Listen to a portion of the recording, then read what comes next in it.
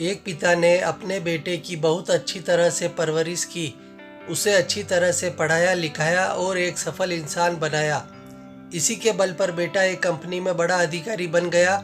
हजारों लोग उसके अधीन काम करने लगे। एक दिन पिता ने सोचा, क्यों न आज बेटे के ऑफिस में जाकर उससे मिला जाए।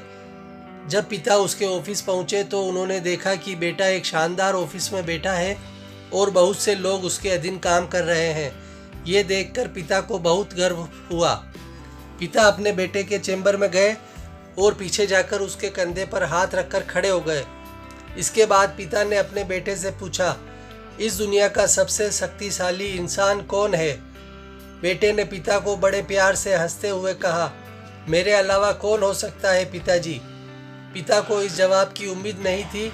उसे विश्वास था कि उसका बेटा गर्व से कहेगा, पिताजी, इस दुनिया के सबसे शक्तिशाली इंसान आप हैं, जिन्होंने मुझे इतना योग्य बनाया। बेटे का जवाब सुनकर पिता की आंखें भर आई।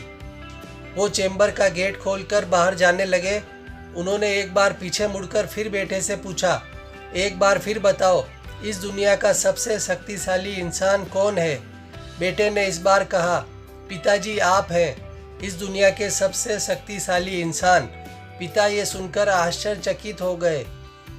उन्होंने कहा, अभी तो तुम अपने आप को इस दुनिया का सबसे शक्तिशाली इंसान बता रहे थे, अब तुम मुझे बता रहे हो।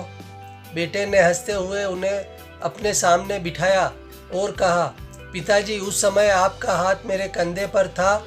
जिस बेटे के कंधे पर पिता का हाथ हो वो तो दुनिया का सबसे शक्तिशाली इंसान ही होगा ना।